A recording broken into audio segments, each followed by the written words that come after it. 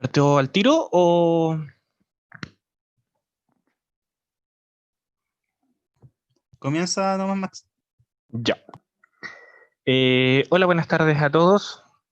Muchas gracias por la asistencia. Veo que ya hay más de 40 personas, así que muchas gracias a todos los interesados. Ya. De la Academia Científica me quisieron dar la invitación para realizar esta charla sobre cómo menos realizar un caso clínico. ¿Ya? Bueno, mi nombre, para los que no me conocen, soy Maximiliano Fantialba, soy médico de la Católica desde el año 2017 y me invitaron a esta charla porque también tengo un pasar un poco científico y de investigación.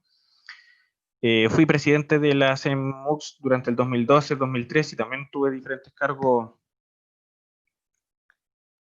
Algo me salió medio raro acá. No, pero no sale nada. Y también fui editor de la revista de ANACEM durante un par de años, por lo tanto, por eso es que conozco un poco el área más científica y cómo realizar las diferentes publicaciones. Ya actualmente soy médico general de zona, estuve en el Hospital San Vicente de Arauco, ahora estoy ya en Ñuble, en todo lo que es el consultorio de San Nicolás, y también soy uno de los médicos encargados de todo lo que es la parte de medicina hiperbárica, y pertenezco también a la Sociedad de Medicina Hiperbárica de Estados Unidos.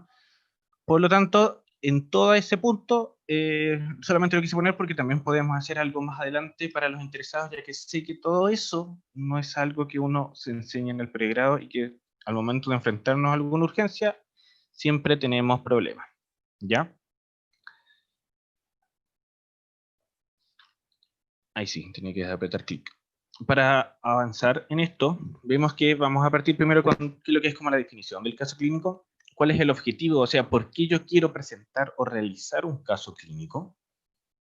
¿Cómo poder elegir qué caso clínico elegir? O sea, si tengo 10 pacientes en la sala de medicina, ¿a cuál de ellos podría yo publicarlo? ¿Podría realizar algún trabajo extra? ¿Cómo han sido estos casos clínicos de los estudiantes de medicina, específicamente de nuestra universidad? ¿Cuáles son como los pasos que tenemos para escribir un caso clínico? ¿Cuáles son las otras partes que también están involucradas que uno no las toca mucho, pero a veces igual generan conflicto o algún problema al momento de realizar un caso clínico, ya para presentarlo en un congreso, en una jornada, como son las palabras clave, la referencia y todo, siempre enfocado en la privacidad del paciente? ¿Cómo poder enviar más o menos el manuscrito? Y finalmente también unos ejemplos, ¿ya? Asumo que la gran mayoría de los participantes son de la Universidad Católica de la Santísima Concepción por la convocatoria y por cómo está hecha la academia. Por lo tanto, con ese motivo es que creo que el 80 o 90% de todos los casos clínicos que yo voy a mostrar son de casos publicados de estudiantes de medicina de la Católica de la Santísima Concepción y uno que otro trabajo publicado en congreso, ¿ya? Por lo tanto, ¿qué es lo que es primero un caso clínico? Es como, para poder definirlo de alguna forma, es una forma de comunicación médica que puede ser escrita o oral, ¿ya? Se puede definir también como diferentes observaciones que se registran cuidadosamente, generalmente en una ficha clínica, que puede ser tanto electrónica o de papel, para producir el conocimiento de un caso en particular, ¿ya? Consta de 3 grandes partes: la introducción, la presentación del caso y la discusión, que eso va sí o sí siempre, tanto en reuniones como clínicas chicas a reuniones y de expertos en revistas científicas y todo lo que tiene que ver también con la literatura científica, que ya engloba todo lo que es un resumen, que es generalmente un texto pequeño de todo el trabajo, que son entre 200 y 250 palabras, dependiendo de la revista, del trabajo o de la jornada en la que uno esté, las palabras clave y también el punto de vista de la bibliografía, ¿ya? Ahora, ¿dónde nosotros podemos presentar los casos clínicos? Podemos presentarlo en una reunión clínica, como las reuniones clínicas de pediatría, que si no me equivoco creo que se hacían los días jueves, donde un grupo presentaba un paciente y presentaba un tema dependiendo del servicio, Ya puede ser una evaluación extensa de toda la enfermedad enfocada a este paciente, o puede ser también ya un caso clínico corto, sencillo, como eran los de ginecología los días miércoles de Aro. ¿Ya? Lo ideal es obviamente tener siempre un método para realizar todos estos casos clínicos, porque así uno va ejercitando la mente y va leyendo de cierta forma para después, el momento de tener que enfrentarse a un caso clínico mayor, no tenerle miedo y saber cómo realizarlo. ¿Ya? Obviamente depende de si a uno le dicen para mañana tienes que presentar un caso clínico o tienes que hacer un caso clínico así, presentarlo de forma rápida como lo hacen los cirujanos nomás antes de las operaciones. Va a depender obviamente del contexto en el que uno esté y para qué quiera presentar el caso clínico. Puede presentarlo también ya en jornadas científicas o en cursos científicos, donde la mayoría de las veces, tanto en jornadas como en cursos, te piden presentar un resumen de tu caso clínico. ¿Eso qué quiere decir? Que solamente va a tener la introducción, la presentación del caso y una discusión, como decía yo, entre 200 a 300 palabras, enfocado y solamente en uno que otro aspecto para realizar el caso clínico. Ahora, tanto en congresos ya como en revistas, lo que necesitas es realizar un extenso del trabajo. Eso quiere decir que ya tiene involucrar todas las partes, generalmente son entre 1500 a 2000 palabras, donde se hace todo un detalle de todo lo que son las partes del caso clínico. Ya, ahora realizar un caso clínico es mucho más rápido, también mucho más fácil quizás que un trabajo científico, pero también depende de cuáles son las herramientas, las cosas que tú tengas, porque si tú ya tienes la base de datos o la cantidad de pacientes para realizar un trabajo científico, quizás sea más fácil realizar el trabajo científico. ¿Ya? ¿Cuál es el objetivo de presentar el caso clínico? Puede ser primero por una obligación, o sea, como decía yo, que te nombró el doctor Fuente, el doctor Conejeros, cualquiera que te diga tienes que hacer un seminario de tal patología, de tal cosa. Puede ser por una nota, puede ser también que lo haces por obligación y presentarlo en un trabajo por el tema de puntos para postular a una beca, para postular a médico general de zona, etcétera, etcétera. Pero así sigue siendo un objetivo. Ya, obviamente, si tú quieres postular a la beca de medicina interna y tienes todos los trabajos que realizaste en cirugía, también al momento de realizar la entrevista con los internistas te van a decir, oye, pero también tú no mostraste ningún énfasis en esta parte de la investigación para poder realizar y, entre comillas, mostrarte como un posible investigador en el área de medicina interna. Entonces, también es un área que es bastante eh, poco, poco educada, por decirlo de alguna forma, donde no se nos enseña mucho. Ahora, en los últimos 4 o 5 años, con los cambios de malla de las universidades, han ido ejerciendo todas estas que son las prácticas en investigación científica en las diferentes universidades, no solo de medicina, sino que en el resto de las carreras, pero que la academia y las sociedades científicas ayudan mucho, ¿ya? También puede servir para difundir alguna enseñanza, para ayudar a futuros médicos con una situación médica específica.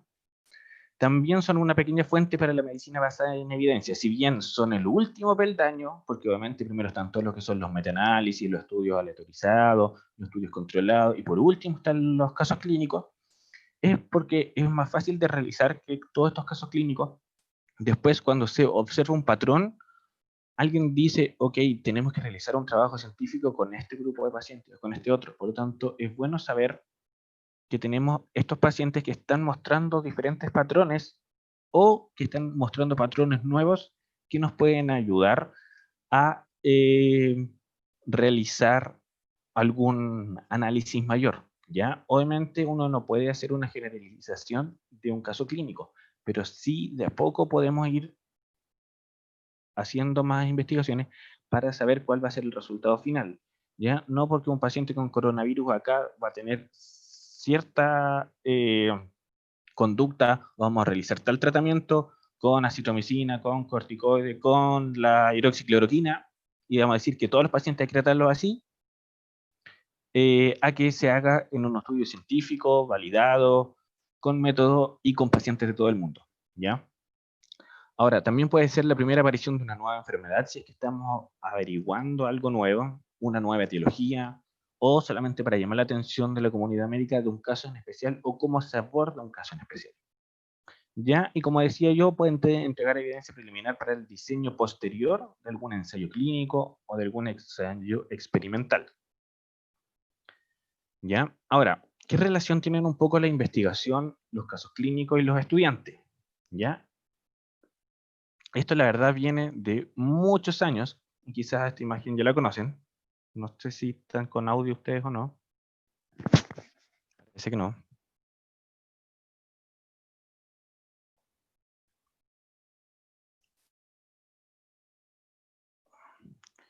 Y estos dos señores, para los que no lo conocen, el de la izquierda es Rudolf Virchow, ¿ya? El famoso de la triada de Virchow, que era un patólogo del año 1800, que tenía un joven aprendiz, médico también, patólogo, que es él, que es Paul Langerhans, ¿ya? Paul Langerhans empezó a hacer todos sus estudios y sus tesis finales en todo lo que era el funcionamiento del páncreas. Lo que hizo él fue mostrar que dentro de la célula del páncreas habían unas células y una estructura que no solamente producía jugo gástrico, sino que producía algo diferente. Y este algo diferente él no sabía qué es lo que era, pero sabía que no funcionaba para todo lo que era la degradación de los alimentos. Después de los 30, 40 años más tarde, lograron aislar bien esta estructura, lograron llamarla los islotes de Langerhans, y esta sustancia que él mismo describió, vieron y le colocaron un nombre de insulina. ¿Ya? Por lo tanto, estudiantes de medicina siempre están haciendo cosas para apoyar de alguna u otra forma la ciencia, la salud o el cuidado de las personas.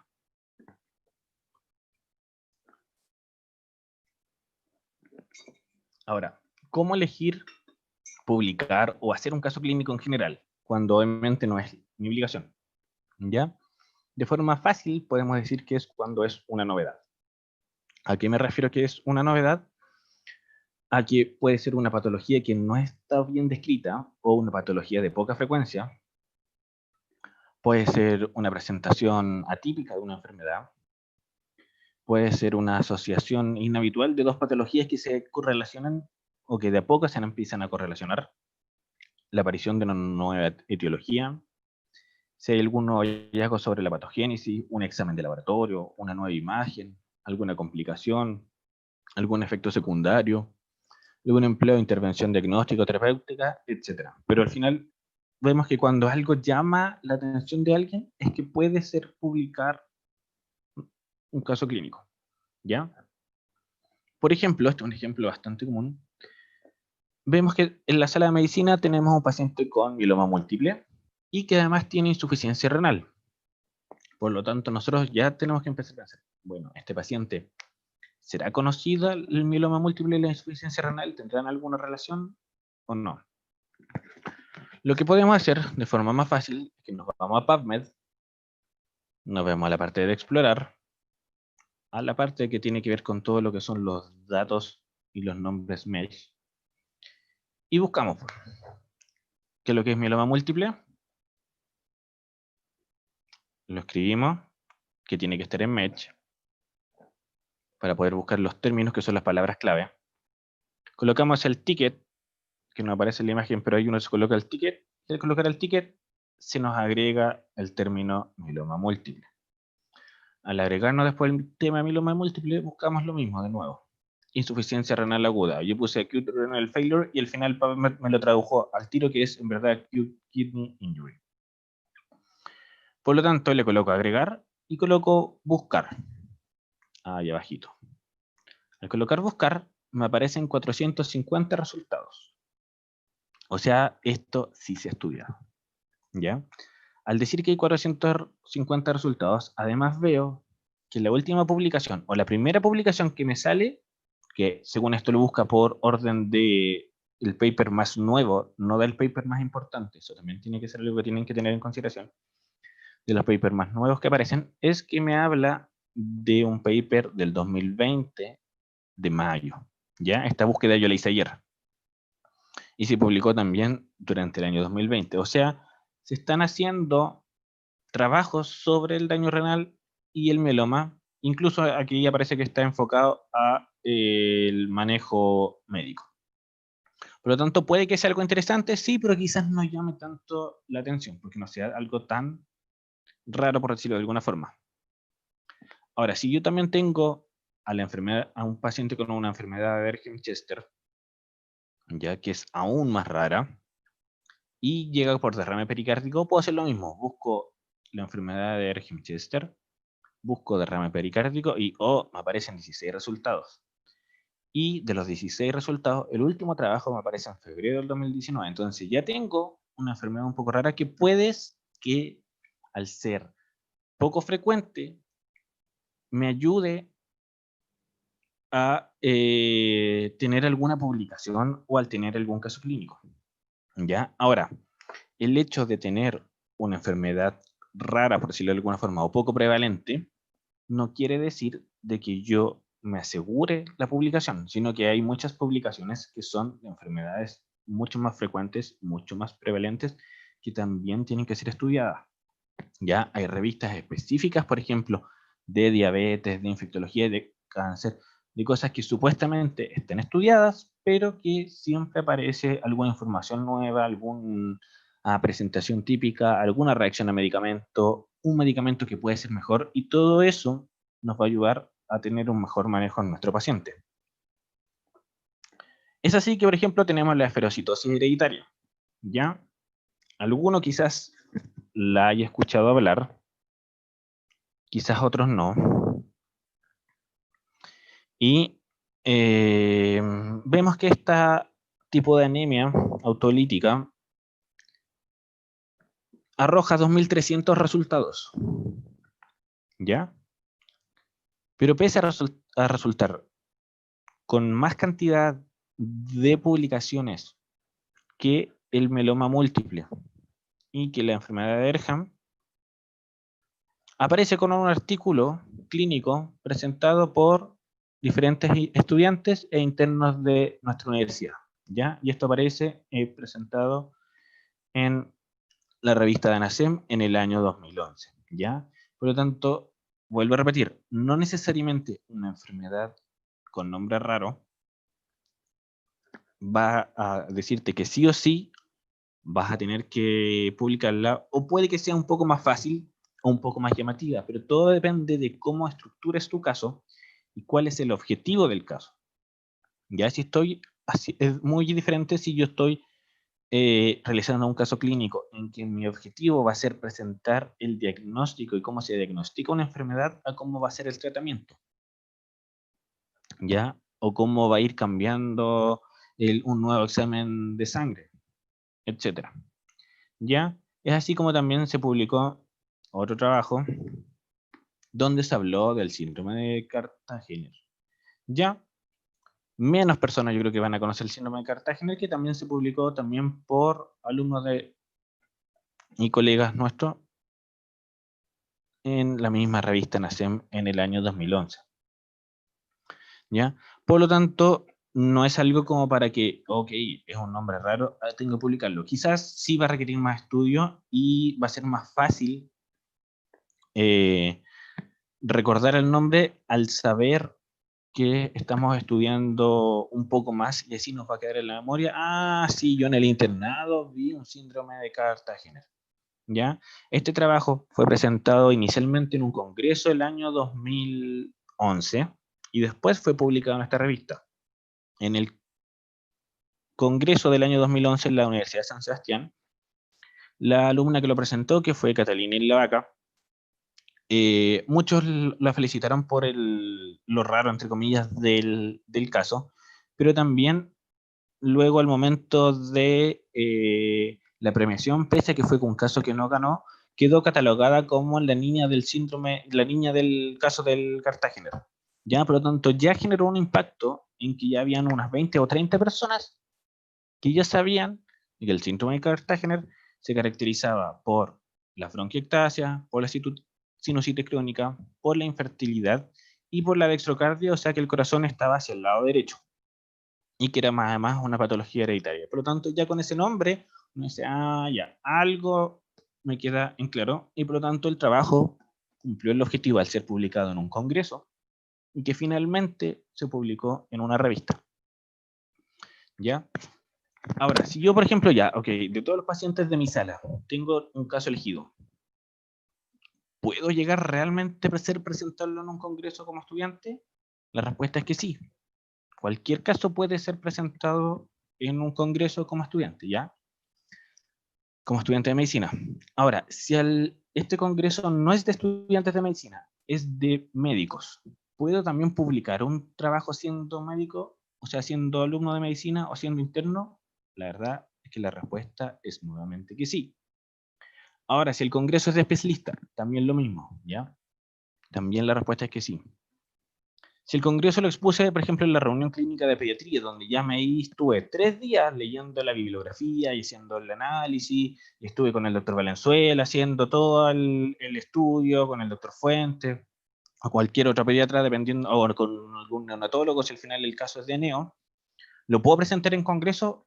La verdad es que deberías de presentarlo en un congreso porque al final ya hiciste toda la pega. Ya tienes todo el trabajo más complicado, que era la búsqueda bibliográfica, los antecedentes, que te la revisaron otros congresos. Entonces al final tu trabajo es como si lo hubieras presentado en un precongreso, que te lo criticaron, que te pusieron nota, que te dijeron que sí, que no, pero finalmente el trabajo va a poder ser presentado, ¿ya?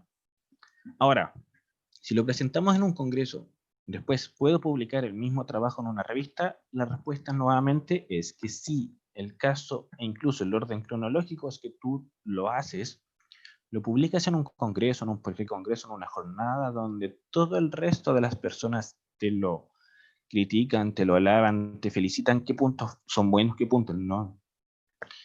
Y luego de toda esa conexión que tú tienes con todas las personas que vieron tu trabajo, tú lo adecuas nuevamente y lo publicas en una revista. O lo llevas a una revista, la revista te hace sus críticas y nuevamente después te llega a ti, hace las críticas y finalmente se presenta.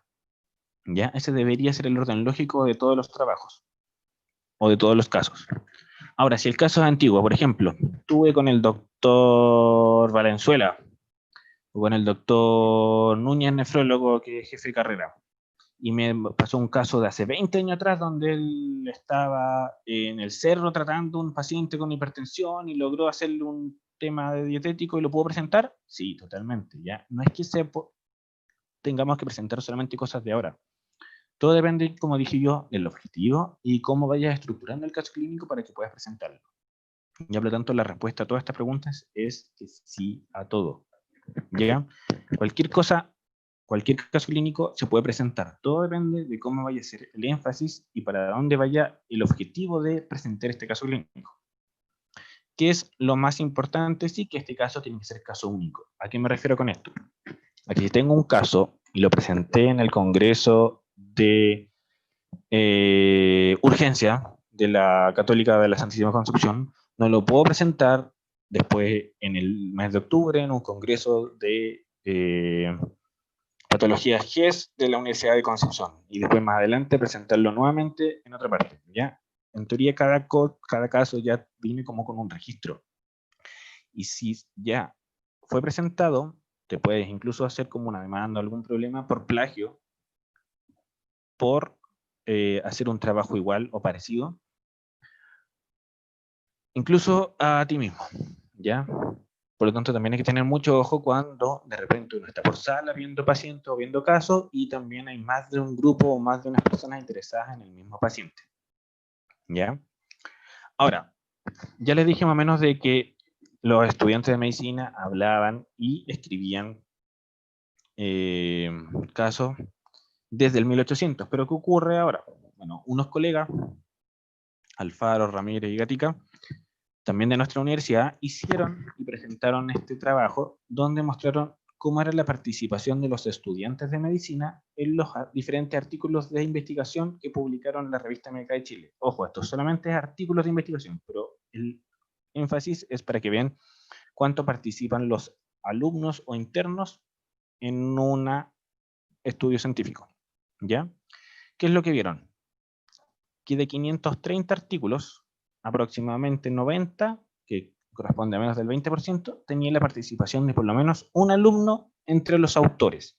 Ya no estamos diciendo que el alumno aplicó a colocar una pauta y todo, no, sino que finalmente fue un autor intelectual en todo el trabajo. Ya el autor intelectual se le puede denominar a una persona que está entre los primeros 4 o 5 espacios del trabajo. Ya generalmente hay diferentes colaboradores, pero no generalmente son autores.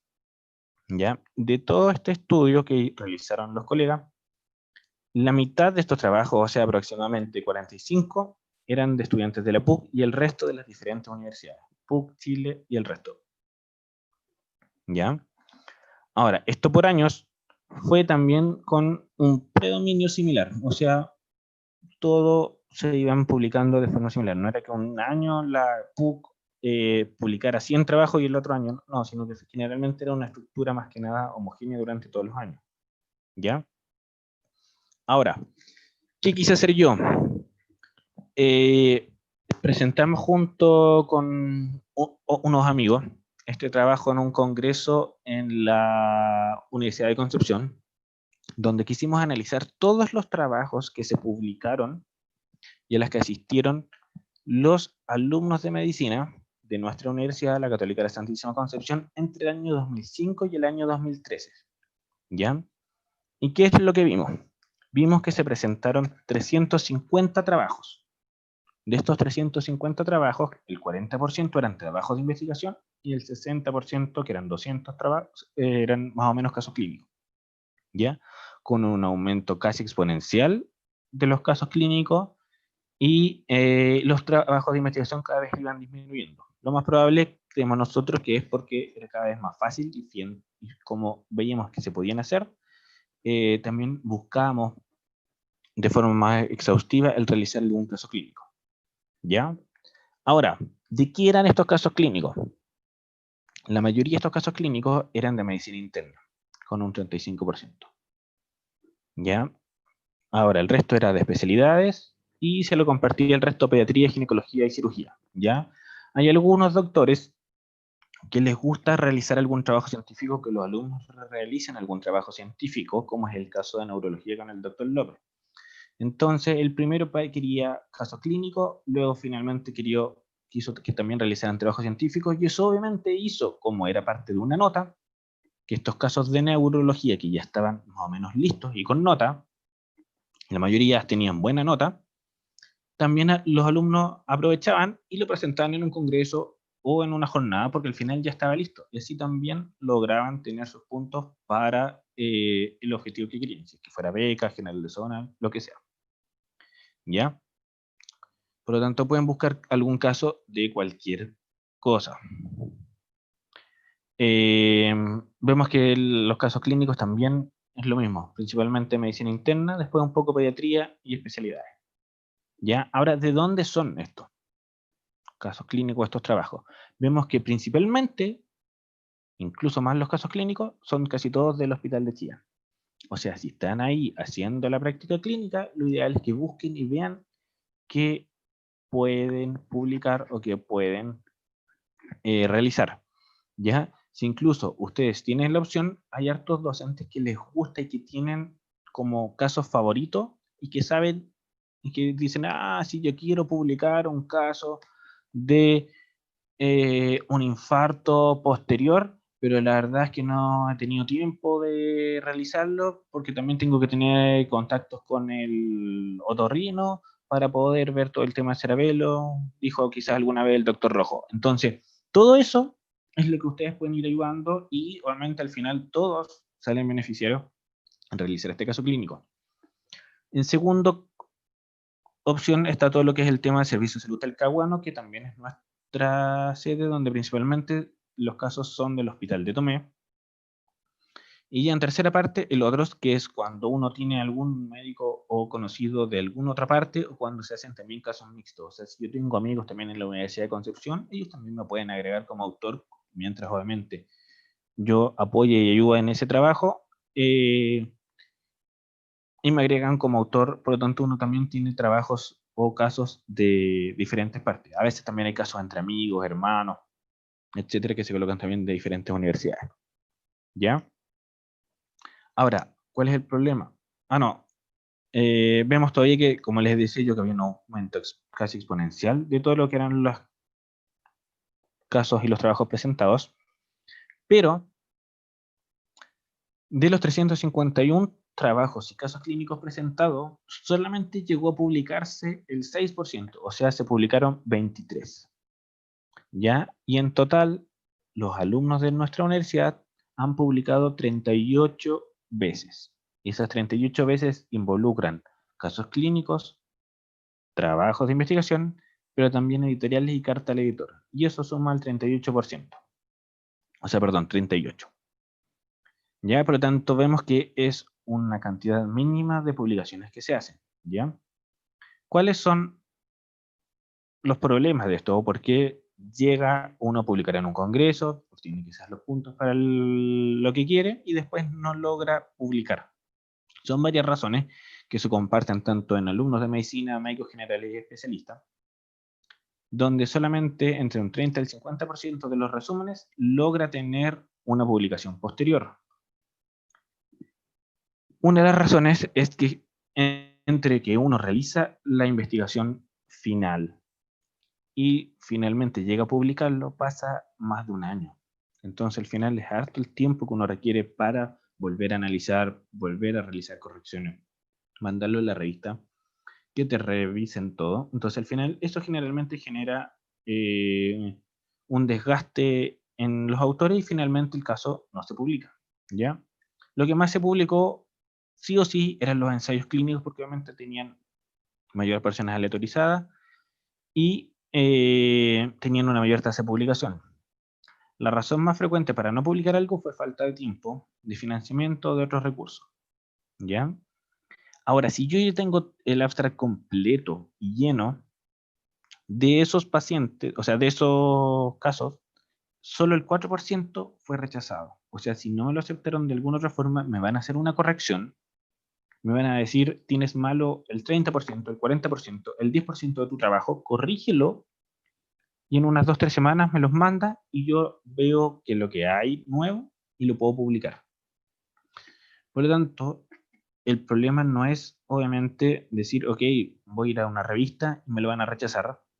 Al final puede ser rechazado, pero puede tener alguna corrección y esa corrección me va a servir para volverlo a mandar o para mandarlo quizás a otra revista ya de forma más mejorada. Lo que uno tiene que hacer es generalmente, también un poco depende del objetivo, es ir quizás a las mejores revistas y si es que a uno le dicen que no, cada vez ir bajando entre comillas como de grado. Ahora, ¿cómo podemos ir escribiendo esto? Como una pequeña receta de cocina. Si bien no hay como una receta clara, hay algunos como tips que les puedo ir dando. Uno es que obviamente tener presente el objetivo de la presentación. O sea, yo quiero presentar esto en un congreso para obtener quizás como los puntos, o quiero quizás publicarlo, si total ya tengo todo hecho, publiquémoslo en la revista de cirugía de Chile, ¿ya? O saben que al final es un trabajo tan bueno que hice con los especialistas, con los médicos de la UCI, me han apoyado harto, ya veamos y veamos si lo podemos publicar incluso hasta en el New England o en el Lancet, ¿ya? Eso es punto inicial. Segundo, tener bien clara y bien ordenado todo lo que son las partes de nuestro caso clínico y saber qué es lo que vamos a necesitar para la introducción, para la presentación del caso y para la discusión, ¿ya? Y una vez con estos 2 puntos, tenemos que ya ir viendo, saber qué paciente vamos a elegir. Ok, yo voy a elegir el paciente tanto para poder realizar mi estudio.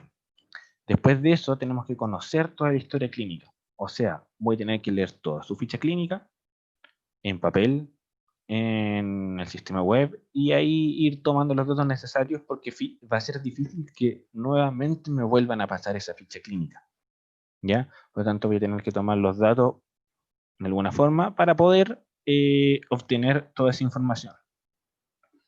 Después tengo que tener un listado de todas las publicaciones que hemos encontrado Y mi recomendación es que partan de la forma local y después vayan expandiéndose. O sea, si van a hablar, por ejemplo, de un caso de una pielonefritis renal, lo ideal es que primero vayan al protocolo de pielonefritis en el hospital o en el lugar en el que encontraron el caso. Después ya las recomendaciones del Ministerio de Salud, después vayan a las recomendaciones o a las revistas locales. En este caso será la revista Médica de Chile, la revista quizás de Nefro, de Infecto, y después ya se vayan a Argentina, Brasil, al resto de Latinoamérica y finalmente ya a Estados Unidos, otro caso más, dependiendo del énfasis en el que uno quiera y dependiendo de lo que vaya encontrando. ¿Ya? Después de leer estos artículos, hay que enumerarlos, tomar apuntes también, que puede ser en los mismos trabajos o en algún documento de anexo, y después finalmente comenzar a escribir.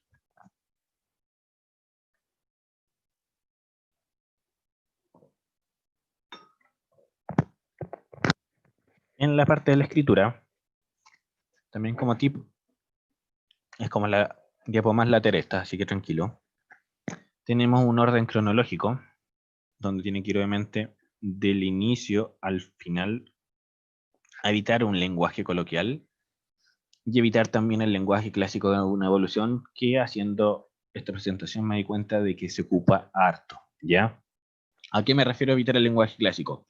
A evitar decir, el paciente llegó por tanto, tanto, tanto, lo vio el internista dijo esto, lo vio después el neurólogo, dijo esto, ya. Entonces, la idea es que todo esto sea ordenado y no que sea una copia y pega de la evolución que aparece en papel o de lo que escribieron los médicos, ¿ya? Eh, lo ideal que mientras más ordenado va a ser más atractivo de leer, ¿ya? Y eso lo vamos a ir evaluando más adelante con los diferentes ejemplos.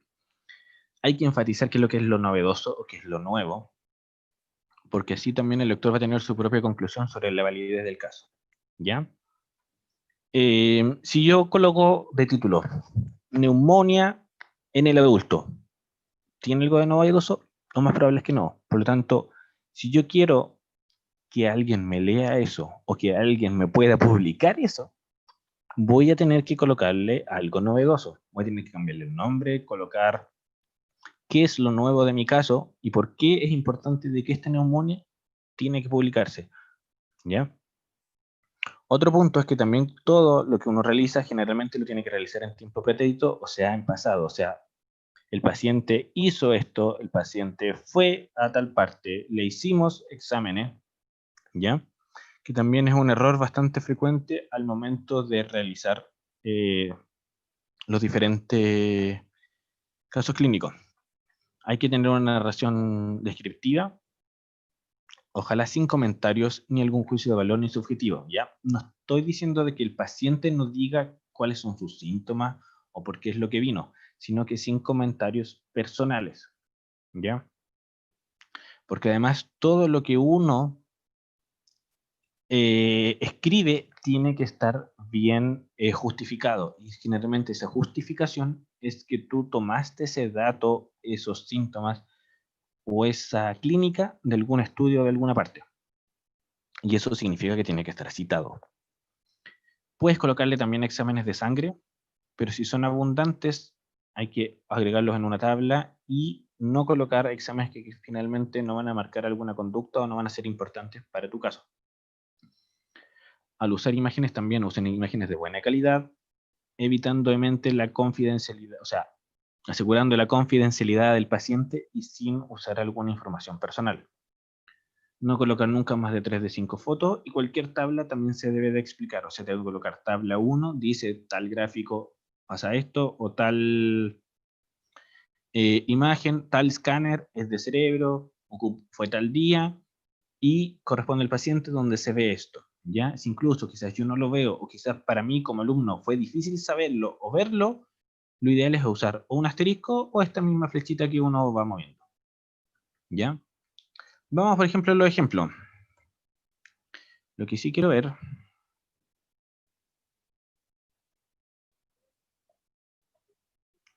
es...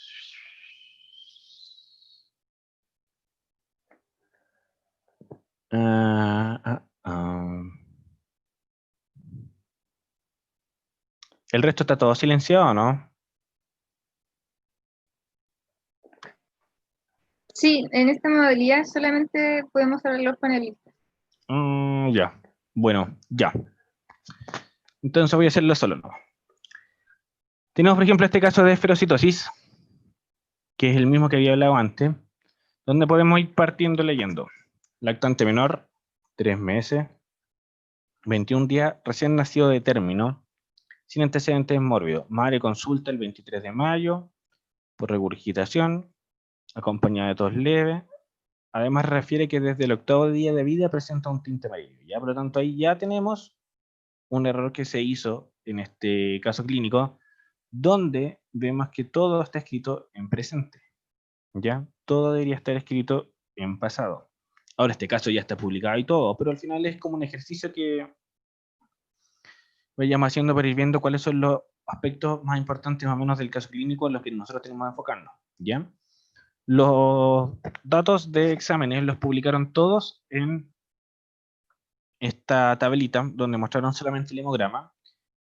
Entonces, ¿será realmente importante colocar una tabla de exámenes en un tipo de anemia? Lo más probable es que sí, porque vamos a corroborar obviamente la anemia y específicamente porque esta anemia requirió transfusión. Por lo tanto, obviamente es importante colocarlo de forma ordenada y organizada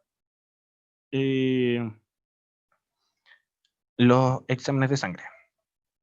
¿Ya? Ahora, yendo un poco a la presentación del caso, mi sugerencia es que partan haciendo el caso clínico con la presentación del caso. Si parten con la introducción, se van a marear. Si parten con la discusión, también, porque no van a saber bien qué cosa o cuál es el objetivo de todo y se van a ir por las ramas porque hay mucha información de todas las patologías.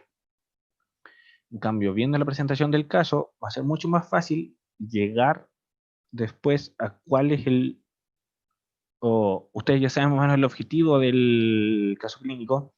Entonces, al tener el objetivo y con la presentación del caso, van a poder tener una buena introducción para los datos que ustedes tienen y en la discusión después corroborar o hacer todas las sugerencias que ustedes quieran respecto al manejo de su paciente. Tenemos por sugerencia eso, entonces. Luego tenemos la presentación del caso donde vamos a presentar la historia del paciente, los datos, la cirugía, tratamiento, fármaco, etcétera, etcétera. Examen físico, pruebas complementarias, diagnóstico diferencial si quieren, y también un tratamiento o evolución. ¿Ya? Obviamente esto es como para hacer todo de forma más ordenada. No quiere decir de que todo esto tan específico tiene que estar escrito en un resumen. Sí o sí tiene que estar en un extenso. Pero si no les piden el extenso, puede que ustedes lo tienen que saber, si es que alguien les llega a preguntar, pero no necesariamente tiene que estar explicitado en un resumen. ¿Ya? Por ejemplo, acá tenemos un ejemplo de una presentación de un caso. Tenemos paciente sexo masculino, 77 años, antecedentes de cardiopatía isquémica, hipercolesterolemia, debutó hace un mes con disartria, alteración a la marcha. ¿Ya?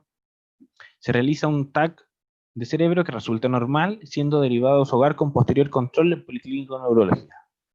O sea, al paciente fue a urgencia, tuvo un problema, le hicieron un TAC, como el TAC está normal, para la casa. Listo. ¿Ya? Exámenes de sangre, no tuvo. Examen físico, no tuvo.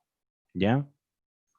Indicaciones al alta, tampoco tuvo. Entonces, todo eso son datos que sí o sí van a servirme para realizar el caso clínico y para tener un orden de todo. Esto les va a servir tanto desde el punto de vista para realizar el caso clínico como para tener un punto de vista médico-legal para cuando salgan. ¿Ya? Todo lo que no se escribe no se hace. El paciente volvió el día siguiente por dificultad respiratoria, por dolor torácico, disminución de la sensibilidad. Todos estos son síntomas del paciente. Consultó después, nuevamente, por mayor disartria, aparición de tosis. Se le citó el TAC que estaba normal y resultó normal.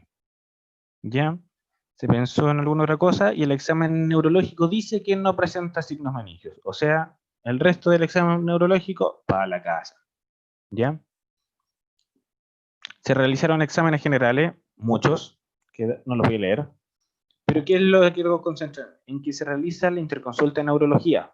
O sea, al final lo que estamos haciendo es describir toda la evolución del paciente así, hoja como por hoja.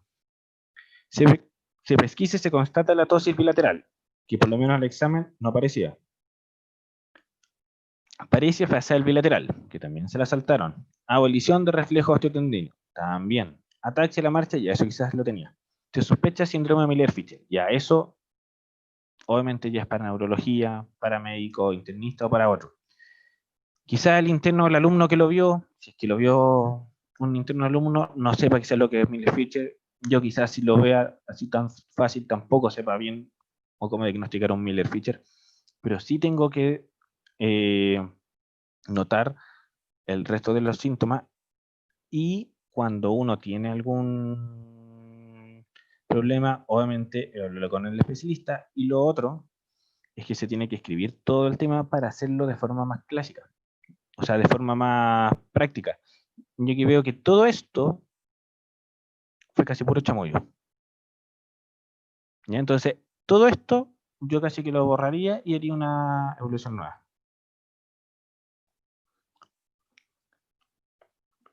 Y finalmente, al final de la presentación del caso, me dicen más o menos lo mismo. Se mantiene tratamiento sintomático y me copian todas las indicaciones del paciente de la evolución.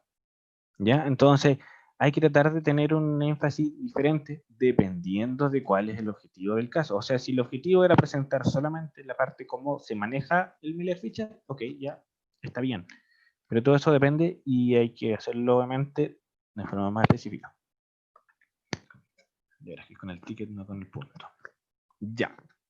Una vez que ya tenemos lista la presentación del caso, nos vamos a la introducción. Como ya sabemos de qué habló nuestro paciente, qué síntomas tuvo, hay que saber quizás si esos síntomas eran clásicos o no clásicos. La patología del paciente era prevalente o no prevalente. ¿El paciente tenía alguna otra enfermedad? ¿No tenía alguna enfermedad? ¿Había alguna relación en todo lo que tenía? No. Y todo eso nos sirve la introducción. ¿Ya? La introducción, como dice acá, es una invitación para que la persona que esté leyendo diga, ah, ya, ok, todo esto me va a servir para el caso o va a seguir servirnos para más adelante. Debe ser breve, tiene que dar una idea específica para que así el lector obviamente sepa de qué es lo que va a hablar uno en la presentación del caso y en la discusión final. Una recomendación bastante buena y que lo aplican también en muchas partes es partir con la definición. O sea, yo digo, el accidente cerebrovascular es tanto, ¿ya? La neumonía es tanto, el síntoma de Cartager es tanto, y así las personas que no sepan, obviamente van a saber todo de forma más fácil. Quizás los que están en sexto o séptimo ya sepan gran parte de las patologías, pero los que son más nuevos, y cuando uno está empezando a ver esto, quizás en primero o segundo, va a saber quizás neumonía, pero la nefritis de suerte, quizás lumbago por suerte. Entonces, es mucho más fácil y mucho más amigable partir con una definición. Segundo, como de la definición, hay que sustentar toda la introducción en algún argumento epidemiológico o un argumento clínico. Argumento epidemiológico me refiero a lo que es como la tasa, alguna incidencia. Y si la neumonía es una patología muy prevalente, se dan tantos casos por millón, etcétera, etcétera. Argumento clínico, la neumonía tiene síntomas como tanto, tanto, tanto. El examen de laboratorio tiene esto, esto, esto. El método diagnóstico es este. El tratamiento es esto. Esto sería, por ejemplo, la introducción ideal. Obviamente sabemos que si ustedes tienen un extenso, lo van a poder hacer, pero si tienen 250 palabras, tienen que colocar lo que es más importante para su caso y para su objetivo. ¿Ya? Cada afirmación debe citarse, como les decía yo. O sea, si yo voy a decir que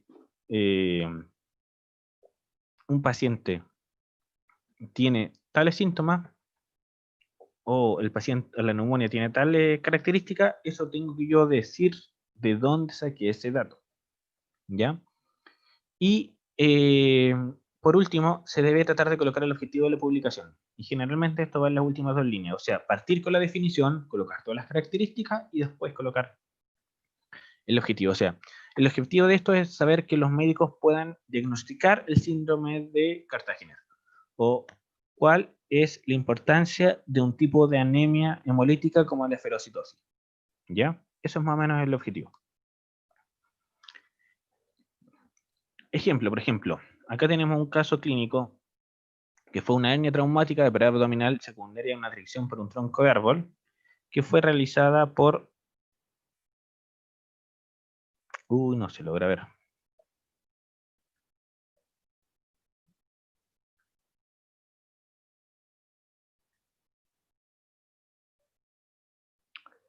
Veamos cómo lo podemos. Quizás así. Ahí sí. Ya fue realizada por estos internos, Marín Herrera, junto al doctor Morales, cirujano, y la doctora Carrasco, que no sé quién es. ¿Ya? ¿Qué es lo que se dijo en la introducción? La hernia traumática o las hernias traumáticas de pared abdominal son una patología poco frecuente a pesar de la alta prevalencia. Se describen alrededor de 100 casos desde que fue a conocer en 1900. La hernia traumática se define como la rotura musculofacial causada por un traumatismo directo sin penetración de piel. Su presentación puede ser tardía, requiere de alta capacidad y sospecha clínica. La mayoría de las hernias traumáticas se localizan en zonas débiles y no se corresponde fielmente con el sitio de impacto. Puede ser por patadas, por aplastamiento. El manejo es controversial en cuanto al momento y el abordaje más adecuado, y como también el uso de prótesis para la reparación del defecto. El presente reporte describe el caso de un paciente con una hernia traumática de pared abdominal secundaria a tracción por tronco de árbol, en el que se realizó una reparación de urgencia mediante el uso de malla de polipropileno. O sea, queda claro qué es lo que es y por qué están presentando el trabajo. Consta que solamente le estoy haciendo leer como la introducción. Un punto que también es bastante bueno es que uno en los casos clínicos y también en los trabajos puede abreviar palabras que puedan ser frecuentemente usadas. En este caso, abreviaron HTPA como hernia traumática de pared abdominal. Uno quizás pudiera pensar que es quizás una hipertensión arterial o otra cosa, pero ese término, como uno tiene poco cantidad de palabras, lo puede ir uniendo y lo puede ir achicando, colocando esa sigla. ¿Ya? ¿Es una introducción bien hecha? Para mí sí. ¿Y por qué quizás se presentó el caso? Porque era una patología, como dice acá, poco frecuente, para mostrar cómo era el manejo. Vemos que dice que el manejo puede usar prótesis o no, y en este paciente se usó, por lo tanto es algo diferente. Cumple también con describir el objetivo. La única pequeña crítica que yo haría es que esto empezó a partir con la epidemiología, o sea, cuáles son los datos de las hernias traumáticas y no con la definición. Sería como el único pequeño crítica que le haría yo, o comentario, por decirlo de alguna forma. La discusión. La discusión también es una parte fundamental. Se le toma poco el peso a la parte de la discusión. Y es cuáles son los comentarios que nosotros le queremos dejar a nuestro lector. Aquí podemos colocar la parte un poco más subjetiva. O sea, para nosotros es importante este caso clínico porque nos ayuda a diferenciar un tumor de una patología benigna. Nos sirve para diferenciar un infarto de ahora que un infarto de hace 5 años, ¿ya? Ahí uno puede ir colocando algunos comentarios y no todo tiene que estar citado. Pueden algunas cosas estar citadas cuando uno compara los datos en la discusión, ¿ya? Por lo tanto, cuando uno hace estas comparaciones podemos decir, nuestro paciente presentó una neumonía grado 3 y debería de estar en UCI, pero en verdad el paciente, pese a tener un grado 3, vemos que se mantuvo súper bien en sala común, contrario a lo que dice la guía clínica, porque nuestro paciente quizás tiene algún otro factor o algo que, pese a ser caracterizada como una neumonía tipo 3, anduvo muy bien en sala común. Lo que tenemos que hacer es resaltar obviamente lo que creemos más interesante del caso, sustentar quizás el diagnóstico que nosotros tenemos y apoyarnos quizás con algún diagnóstico diferencial si queremos hacerlo, integrar todo lo que hemos estudiado con la bibliografía, comentar si quizás el caso ha generado un nuevo conocimiento, una nueva relación, etcétera, etcétera. Algunas revistas pueden indicar solamente una discusión atingente muy cortita, o otras que ya te piden una evaluación extensa de todo tu caso clínico. O sea, que hagas casi una revisión de literatura de la patología, que revises toda la etiología, los métodos diagnósticos, el diagnóstico diferencial, el tratamiento, etcétera, etcétera. Depende de lo que te pida también el congreso, lo que te pida la revista. ¿Ya? Y al final también es importante colocar una conclusión. Como ejemplo, quise colocar esta discusión, que es una discusión que fue realizada por mí y unos colegas de un trabajo de una paciente con un parto prematuro que tuvo una incompetencia cervical y que también tenía antecedentes de miastenia gravis, que es una patología autoinmune. Vemos, como dice acá, en el caso específico no se pudo establecer un síndrome o una patología única que pudiera explicar el historial de partos prematuros, porque fueron 3 partos prematuros. Los síntomas eran normales, por lo tanto no podíamos obtener un diagnóstico definitivo. No se cumplen los criterios para un síndrome antifosfolípido, no se cumplen tampoco criterios para darlo, y otra cosa, por lo tanto hacemos todo un barrido por los diagnósticos diferenciales. Vemos que nos enfocamos a que la única condición que no se toma en consideración fue el antecedente de la miastenia gravis, que pese a la información y toda la bibliografía que buscamos, no hubieron datos relacionados con la causa-efecto para tener una relación con el parto prematuro y la miastenia. Pero algunas investigaciones recientes, y ahí es muy importante contar de que cuáles son las investigaciones recientes, asocian factores inmunológicos relacionados al parto prematuro con o sea, como causa de estos factores inmunológicos que pueden estar exacerbados en esta patología que era la miastenia gravis. ¿Ya? Hablamos también de todo lo que es la guía clínica y el manejo de la paciente que tuvo respecto al parto prematuro, y finalmente el tratamiento farmacológico. ¿Ya? Obviamente toda esta discusión, que es un poco más extensa, se puede realizar en una revista. ¿Ya? Si fuera una presentación de un congreso, tendría que ser una explicación mucho más escueta. Ahora, un ejemplo, por ejemplo, en general. Muchos de los trabajos son presentados así como resumen. Entonces, como les decía yo, tiene el resumen tiene la introducción, la presentación del caso y la discusión. Ahí está. ¿Ya? En el resumen no necesariamente tienen que estar todas las partes que yo les dije que tienen que tener, quizás una introducción, en la presentación del caso no tiene que estar quizás el examen físico completo, no los laboratorios completos, sino lo más importante que uno quiera mostrar. ¿Ya? Pero si vamos haciendo como un ejercicio de esto, vemos en la introducción, ¿tiene la definición este caso? La verdad es que sí, porque dice: la enfermedad de Creutzfeldt-Jakob es una enfermedad priónica que afecta el sistema nervioso central, invariablemente mortal. O sea, definición tenemos. Check. Datos epidemiológicos tenemos. Después dice, clasificada en esporádica, familiar o iatrogénica. O sea, nos está hablando de ahí de un dato clínico. Se manifiesta por cuadro demencial subagudo, síntoma motor, visual y microclonía. Todo eso también es dato clínico. Presenta electroencefalograma con actividad espicular, dato clínico, y vemos que hay puros datos clínicos. Ya, objetivo tampoco lo tiene. Ya, por lo tanto, vemos de que acá se saltaron quizás los datos epidemiológicos y el objetivo, porque pensaron que el resto de los casos o el resto de los datos eran más importantes, o finalmente no los colocaron. Pero lo ideal es tratar de colocar todo. Si es que no pueden, porque se prioriza quizás o la discusión o la presentación del caso, pero el número de palabras está bien, pero en el extenso sí o sí tiene que ir todo esto. En la presentación del caso debería haber la anamnesis, donde vemos que dice: se exponen 2 casos, ambas mujeres con alteraciones de la marcha, se colocan imágenes, hospitalización, etc. O sea, se coloca más o menos todo lo que se requiere, por lo tanto cumple más o menos con el resumen. Discusión: compara información, quizás si resalta lo importante, tiene una conclusión. El diagnóstico se sospecha con la clínica, se fundamenta con hallazgos característicos en resonancia magnética, análisis. Ante la sospecha familiar se sugiere un estudio genético, sin embargo, en el hospital no se realiza.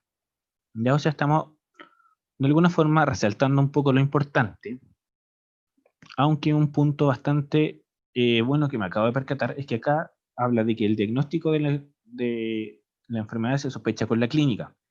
Eso es algo que ya sabíamos. Por lo tanto, ser algo que ya sabíamos no es algo que tenga alguna discusión, sino que este dato debería ir más que nada en la introducción y no en la discusión. Después dice, se fundamenta con hallazgos características en resonancia magnética, etcétera, análisis del líquido raquídeo. También es algo que ya se sabe. Por lo tanto, esto debería ir en el resumen. A menos, o sea, debería ir en la introducción. A menos que nosotros digamos, el diagnóstico de la enfermedad de Creutzfeldt-Jakob se sospecha con la clínica, tal como se hizo en nuestro paciente. Se recomienda realizar resonancia magnética que en nuestro paciente salió concordante, el electroencefalograma que también salió concordante, y el análisis de líquido cefalorraquídeo que en nuestro paciente resultó normal. Al resultar normal, esto ocurre en un 20% de los casos, por decir algo, y ahí sí corresponde a una parte y a una buena discusión, ¿ya? Si hablamos, por ejemplo, del síndrome de Cartagena, que ya les hablé harto, incluso les dije que tenía la dextrocardia, donde vemos que el corazón no va hacia ese lado, sino que va al otro. Vemos que, ¿qué es importante? Al colocar una imagen, colocar el numerito, que dice figura número tanto. Por lo tanto, cuando yo diga, el paciente me llegó en urgencias desaturando 80, le tomé una radiografía porque tenía crépitos. Al tomarle la radiografía, y ahí tengo que colocar entre paréntesis, la figura 3, para que yo como lector sepa qué es la radiografía inicial, tenía tales características. Entonces, aparecen todos los datos de la radiografía, no aparece ningún dato del paciente. O sea, si ustedes ven, no se ve si es hombre quizás o mujer, no se sabe la edad, ¿ya? Y eso tiene que estar siempre muy bien protegido. Se habla de cuáles son los cambios que hay, se observa aumento del diámetro anterior-posterior, que se conoce como tórax centinel, etcétera, etcétera. ¿Ya? ¿Qué es lo que le quiero hacer énfasis? Aquí la presentación del caso habla, por ejemplo, paciente sexo masculino, 35 años, antecedentes de un síndrome de Cartagena. O sea, el paciente ya tenía el síndrome cuando yo lo quise presentar. Por lo tanto, el objetivo no era presentar un paciente y su diagnóstico, sino que el objetivo era quizás otra cosa. Cuando me voy a la discusión, empezamos a ver que leemos que el síndrome de Cartagena es patología que afecta las vías respiratorias, afecta la infertilidad, la dextrocardia, y que permite todo esto hacer un tratamiento eficiente de todas las complicaciones del paciente, que son shock séptico, rotación intestinal, insuficiencia cardíaca, infecciones sinusales repetitivas. O sea, todo eso ya también es algo que ya sabíamos, por lo que se sabe de la patología. Ahora, ¿qué es como lo nuevo? Que dice, los exámenes sanguíneos presentaron PCR elevada, desviación izquierda en nuestro paciente. Por lo tanto, confirmen el origen infeccioso de la patología aguda, y en este caso siempre se sugiere el uso libre de antibióticos. ¿Ya? O sea, ¿cuál es el objetivo de esto? Incluso durante los episodios de infección respiratoria leve. El objetivo al final de esta presentación del caso era que, frente a los pacientes con síndrome de Cartagena con una infección respiratoria aguda, había que iniciar ampliamente manejo con antibióticos de forma precoz para evitar alguna complicación por todos los problemas que ellos ya tienen. ¿Ya? Por eso les digo, no basta solamente con el síndrome raro que tenga el paciente, sino que cuál es el objetivo que tú tienes para ir avanzando y realizándolo. Respecto al resumen, vemos que el resumen debe ser descriptivo, debe ser concreto, debe ser fácil de leer y no estructurado. ¿A qué me refiero? A que, como les dije antes, se pueden ir saltando datos epidemiológicos, datos clínicos, dependiendo de qué es lo más importante que quieres resaltar, porque, por ejemplo, en un congreso van a haber 50 personas exponiendo, 50 abstract, y quizás tú te vas a leer los 50, pero si no, te vas a leer un poco los rápidos, y después los casos más interesantes, tú vas a ver cómo lo expone ese colega, y en ese caso tú vas a decir, ya, esto me llama la atención por esto. Entonces, por eso es tan importante en el resumen colocar lo más importante y lo más llamativo para tu caso, dependiendo obviamente del objetivo. Hay que incorporar cuáles son los méritos para ser publicado. ¿Y por qué? Porque también esto se incorpora a algunas bases de datos. Entonces, uno lo que siempre busca son los resúmenes para poder hacer cualquier tipo de estudio mayor o para saber si al final el trabajo me sirve o no me sirve para lo que yo estoy buscando. Generalmente va en inglés, en español y tiene un extracto también de cada una de las partes. Y como les decía, tiene 200 a 250 palabras. Un resumen bien estructurado, por ejemplo, sería este de acá.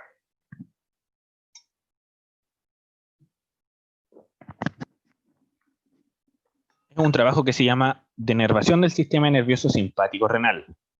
Una nueva alternativa para tratar la hipertensión. Reporte de un caso. ¿Ya?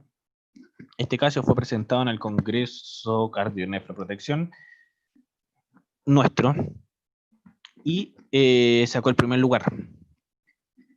¿Ya? El premio fueron que se llevaron los dos autores, todos los manuales de CTO, cada uno. En este trabajo lo que hablan, por ejemplo, la presión arterial persiste sobre 140/90, aun cuando se utilicen 3 o más fármacos antihipertensivos dosis máximas toleradas, es definida como hipertensión arterial resistente, o sea, me la definió. La hiperactividad del sistema nervioso simpático renal influye críticamente en su fitopatología. El año 2009 se publicó la denervación simpática como una técnica para tratar esta hipertensión y no existen reportes de su uso en Chile. El objetivo del caso es comunicar una nueva alternativa para presentar la hipertensión. O sea, me dio datos clínicos, datos epidemiológicos, porque no hay datos de esto, y me dio además el objetivo. Presentación del caso, paciente de 64 años, antecedente de hipertensión, infarto, accidente cerebrovascular. Fue evaluado por esto por usar 4 fármacos en el Hospital Las Higueras con presiones de 160/80. No había alguna otra alteración. Se intervino y luego de esta intervención tuvo presiones de 108/59. Ya se controló las 2 semanas, seguía bastante bien. Por lo tanto, en la discusión vemos que esta técnica pudo reducir la presión arterial y como existe una alta prevalencia de hipertensión y un bajo porcentaje se logra mejorar con la terapia no farmacológica o farmacológica, esta técnica podría ser usada. ¿Ya? Actualmente el paciente mantiene la presión estable solamente con 2 fármacos, o sea, una discusión donde me habla de qué es lo que se usa más o menos en Chile, cuál es más o menos el resumen y por qué es importante presentar un poco a este paciente. Por lo tanto, es un resumen bastante ordenado.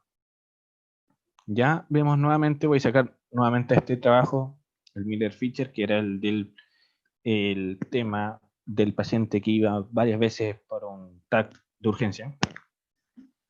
Dice así: el síndrome de Miller-Fisher es la variante más frecuente del síndrome de Guillain-Barré, llegando a una prevalencia del 5% de entre todas sus variantes. Ya me genera un caos que sea el más prevalente con un 5%. ¿Ya? Fue descrito por Christian Miller-Fisher en 1956, dato que realmente no nos aporta en nada. Quien lo expuso como una variante inusual de una polineuritis idiopática aguda. Ya, eso sí nos sirve. Dependiendo de qué es lo que queramos exponer. Se caracteriza por la presentación de una polineuropatía asociada a la tríada de oftalmoplegia, ataxia y areflexia. ¿Ya? Todo eso podemos decir que es ser una polineuropatía con oftalmoplegia, ataxia, areflexia y nos ahorramos 5 o 6 palabras, que en estos resúmenes lo importante es mantenerse en los 250-200. ¿Ya? Si nos pasamos, el caso queda fuera. Si quedamos muy cortos, da lo mismo, pero generalmente uno se pasa. Por lo tanto, por eso es muy importante saber qué palabras están usando, ¿ya? La presentación del caso. En el siguiente artículo, llevamos 4 palabras, se expone el caso clínico, 4 palabras más, de un paciente pesquisado, 4 palabras más, en una revisión retrospectiva, 4 palabras más, de los egresos del servicio de neurología del Hospital Clínico Lominda Martin. O sea, en 30 palabras no tengo ningún dato del paciente. O sea, se comieron fácil un 20% de todas las palabras en explicar por qué había tomado el caso. o cómo lo había tomado, que al final, en la forma práctica, no tiene ninguna relevancia. Después dice, es un paciente que fue diagnosticado como síndrome Miller-Fisher. Se trata del caso de un paciente varón, 77 años, con cardiopatía, hipercolesterolemia, que se presenta con en el policlínico de neurología con disartria, ataxia, paraparesia y oftalmoplegia. O sea, vemos que lo único que tenemos importante son 3 líneas de 1, 2, 3, 4, 5, 6, 7, 8. Ya, por lo tanto, obviamente, un caso así no llama tanto la atención, además de que solamente es por el Miller-Fisher. ¿Ya? Por lo tanto, por eso es muy importante que vayan leyendo bien y no andar escribiendo todo como historia clínica. Palabras claves. Esto es algo que a veces genera un poco de complicación en algunas personas, pero ¿a qué se refieren las palabras claves? Las palabras claves son estas palabras que están acá abajo, que es donde los sistemas de búsqueda pueden buscar, valga la redundancia, tu caso clínico. ¿Ya? Son palabras importantes para la búsqueda de tu artículo que están indexadas a ciertas bases de datos MEDS del índice médico que puede ser en inglés o en español. ¿Ya? Les dejo acá los links de cuáles son las palabras claves para buscar en inglés y en español. Por ejemplo, yo me voy aquí, me voy al PubMed que ya les había dicho antes, me voy a los datos de MEDS y al ver los datos de MEDS ya empiezo a buscar cuáles son las palabras. Ahora, en español está esta otra página que es un poco más difícil de buscar, por eso les dejo el link. La apretan y les aparece acá. Entonces acá yo coloco la palabra, por ejemplo, Miller-Fisher. Y al colocar Miller-Fisher, me debería aparecer abajo síndrome de Miller-Fisher. ¿Ya? Entonces, Miller-Fisher sí es una palabra que yo podría usar y los colegas anteriores usaron síndrome de Miller-Fisher. ¿Ya? Bastante fácil cuando uno tiene estos datos. Ejemplos de palabras clave. Tengo aquí, por ejemplo, este quiste hidratídico pulmonar en un escolar. Solo sabiendo el título, yo ya tengo listas mis palabras clave que debería usar. Tengo un quiste hidratídico, que es pulmonar y que es escolar. ¿Ya? Por lo tanto, cuando yo busque datos de este tipo de casos similares, tengo que enfatizar en el quiste hidratídico, en que es pulmonar y que es escolar. ¿Ya? Porque los quistes hidratídicos dan tanto en niños como en adultos. Por lo tanto, al hacer un mejor manejo, debería hacer todo con estos 3 criterios. ¿Cuáles fueron los criterios usados? Quiste hidratídico, bien. Equinococo pulmonar, bien, que habla de la enfermedad pulmonar del quiste hidratídico, y enfermedad pulmonar parasitaria. También está bien, pero me falta la parte escolar. Porque si yo voy a buscar en PubMed cuáles son las afecciones del equinococo granuloso en niños, este trabajo no me va a salir ahí en todos sus resultados. ¿Ya? Si yo busco, por ejemplo, niño, quiste atípico y equinococo pulmonar. Si busco quizás quiste atípico y equinococo pulmonar, sí, pero me van a salir tanto adultos como niños, y ahí yo voy a tener que filtrar todos los niños de los adultos. Entonces, vemos acá otro ejemplo que habla todo lo que es el tema de calidad de vida, donde habla calidad de vida Hirschsprung y habla de autoestima, constipación y obstrucción. ¿Ya? Voy a hacerlo un poquito más rápido porque me empezaron a apurar.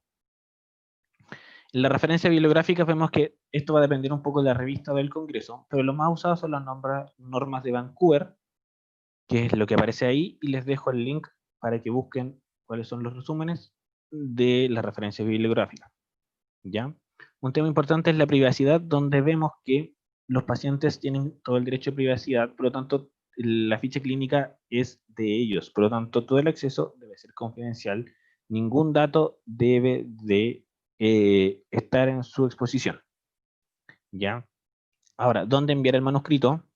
Vemos que todo va a depender del objetivo. Lo puedo mandar a una revista nacional, a una revista de estudiantes de medicina, a una revista de especialistas, Todo va a depender de cómo uno lo quiera, pero va a depender de cuáles son las instrucciones de los autores y a dónde yo quiero llegar con mi caso clínico. ¿Ya?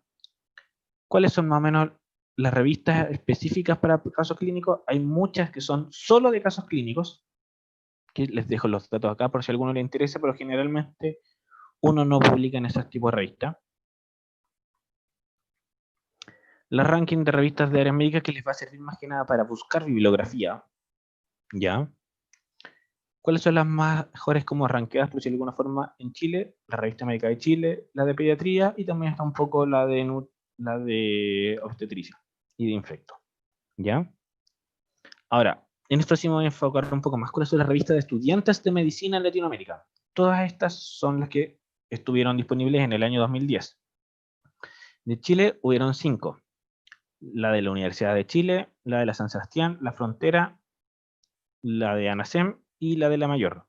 Actualmente solamente está la RESEM, que es la de Chile, y la revista ANASEM.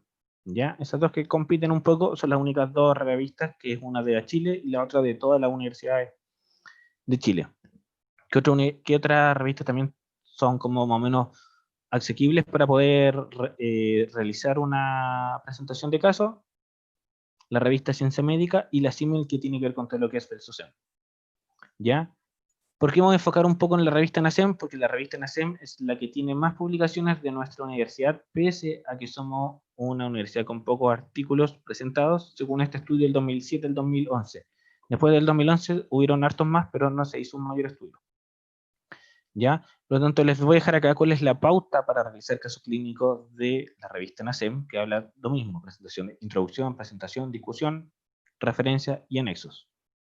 ¿Ya? Ahora, ¿cuáles son las causas de aceptación que tienen algunas comunicaciones? No solamente un caso clínico, sino también un trabajo. Lo primero es que sea importante, que sea un problema prevalente. O sea, no necesariamente tenemos que hacer puros cartágenes para poder publicar un caso clínico.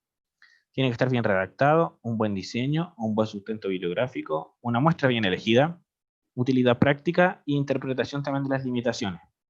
¿Ya? Que sea una buena formulación y también que sea original.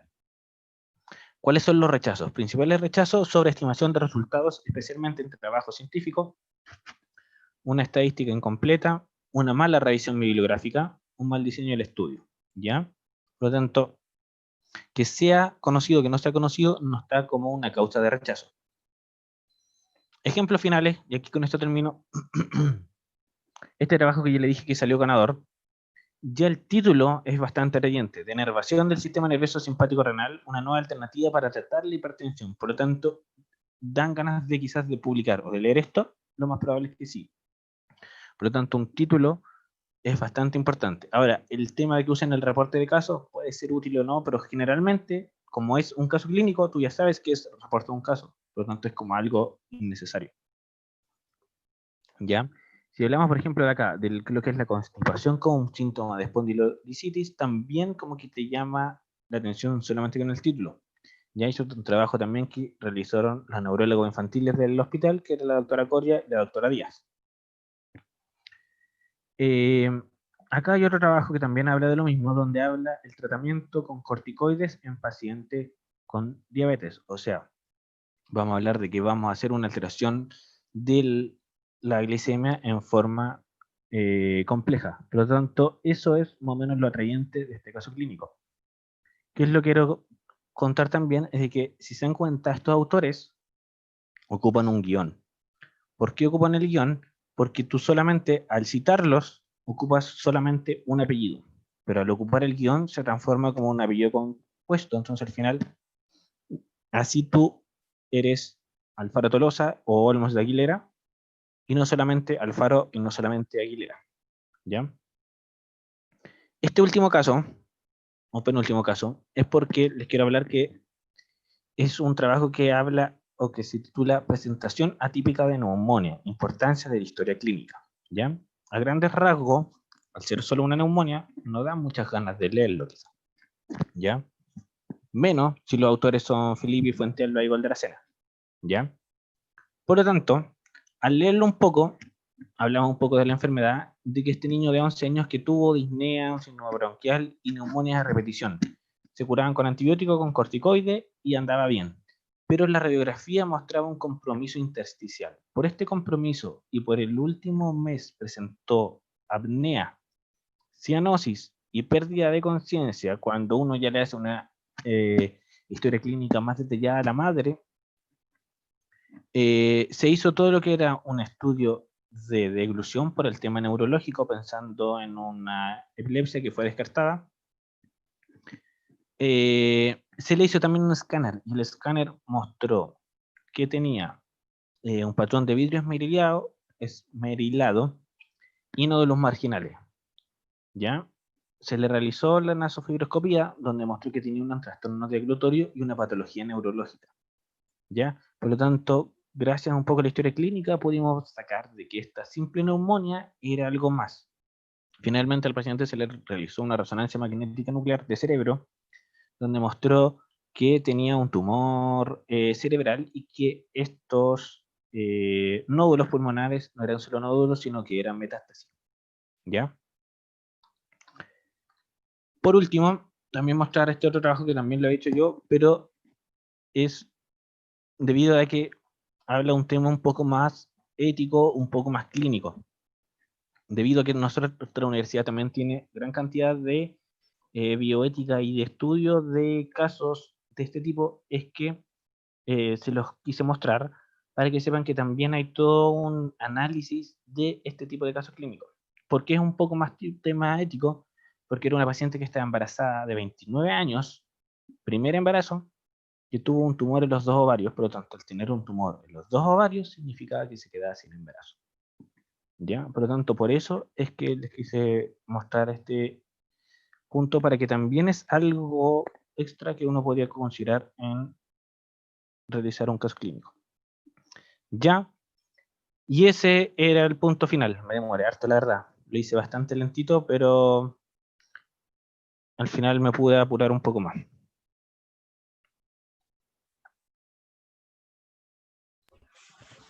Gracias, Max, por la presentación. Muy ilustrativa y la verdad muy completa también. Abarcaste hartos puntos, sobre todo otros que quizás no teníamos tan previstos, como el hecho de cómo y dónde publicar. Así que muchas gracias. Dejamos abierto si quieren hacer preguntas por el chat.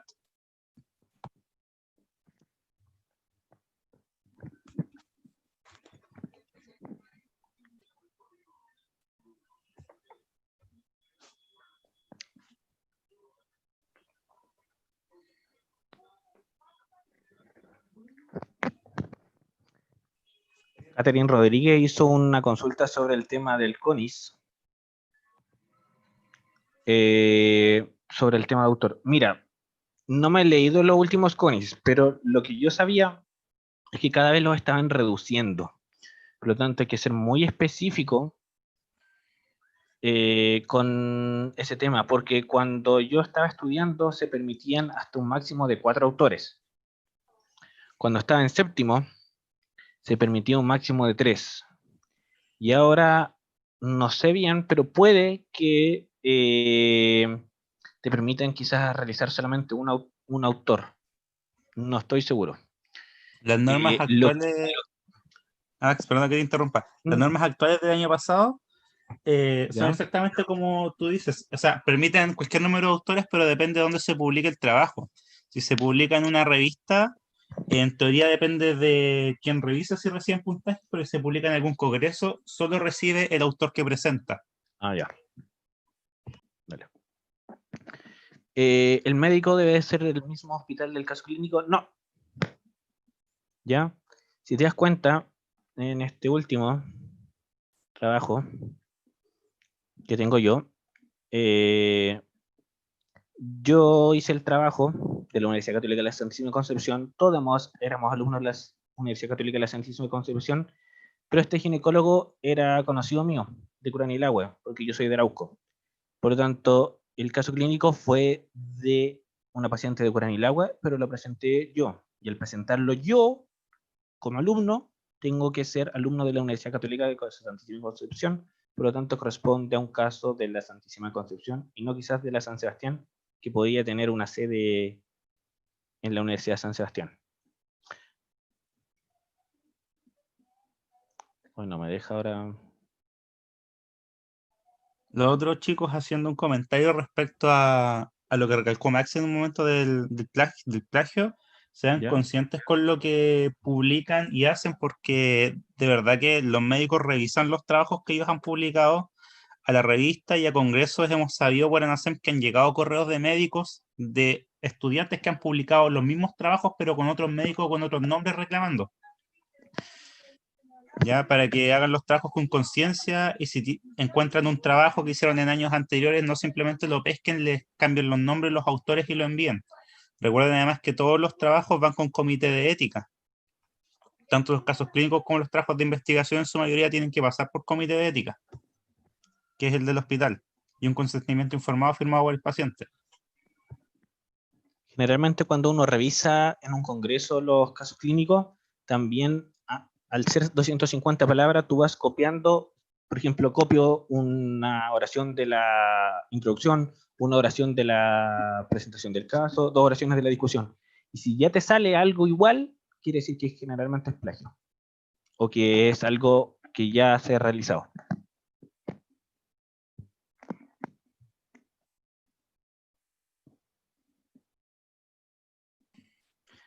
¿Alguna otra duda o consulta, chicos?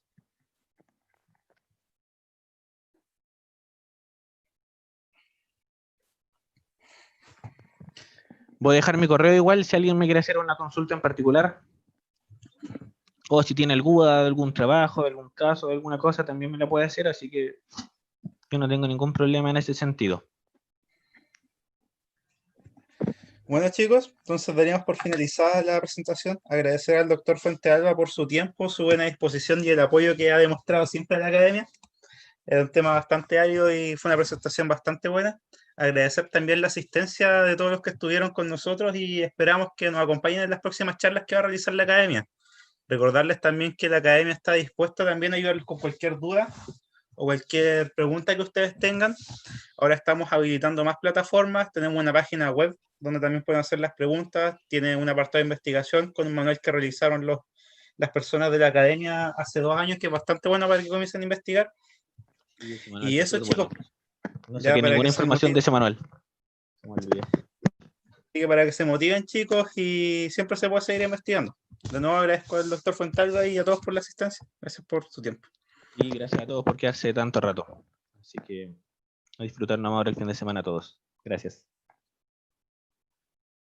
Chicos, gracias doctor Fuentalba, que tengamos un fin de semana.